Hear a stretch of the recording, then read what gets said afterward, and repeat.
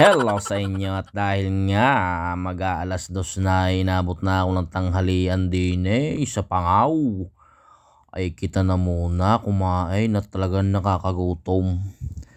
May baon nga pala akong tubig, ibinalot ko na nga pala sa kanebo ay pagsalamig bumili na nga rin pala ako ng gulay. Ang gulay nga pala yan isa pa ko pa binili sa halagang 25 pesos ay meron ka ng maling, ay bega maling at saka burger stick pati ang lumabas. Ay day, ari pa nga pala ang gulay. Hindi din binuhos ko na. Yan nga pala ginisang upo na may pasibawl at may pansit yata iyaw. Ay di nga binutasan ko na at ibuhos na natin yan sa ating balutan na sandamukal. Ay tunay ka naman ay kulang na lang inilahat din ni Mrs. Ang kanin sa kaldero. Ay hilis din na maigi at sinupso pa may natira. Masarap iyan kahit ito 25 pesos. Ari nga pala ang pinagmamalaking tanghalian ni Boss Dabaid. Tayo kumain. Ari nga palang tanghaliang ari kasama nila ang merienda para tipid. Pagsalamig naman ng tubig na ari.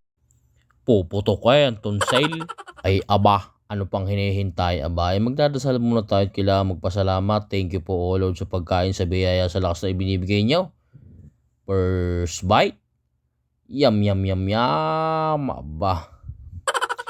At dahil nga may tira pa, kaninang umaga, yan ay ulam namin ni kaninang umagang burger malig na ayan. Ay di akin binaon na. Kaysa naman kay bibili pa ng pang ulam. Siyempre, kailangan mo ng sabaw. Kaya bibili ka ng isang order na gulay. Di nga binago ko ng pwesto ng camera at para makita nyo kung gaano kalaki ay subaw. Yan. Ay parang nung una ay parang hindi ko mauubos are At tunay ka naman pagsalame. Palingon-lingon pa nga ako din baka may nanonood sa akin. Ay wala naman palang tao kundi ako. Ay di aking pinagpatuloy na yung pagkain. Kayo ga? Ano gang tanghalian nyo ngayon? Ay nga pala yung mag-aalas 2 na.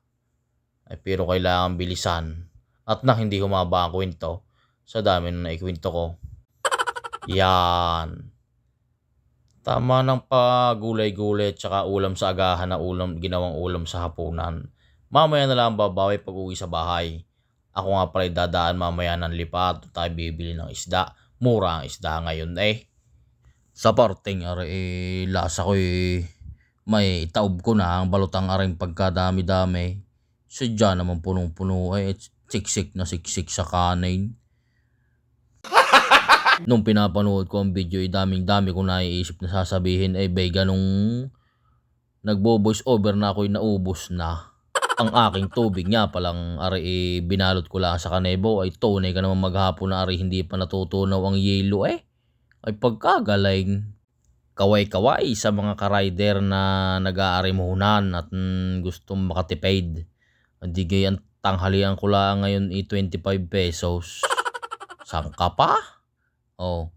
Ay sadyang sandat, busog pa. Thank you!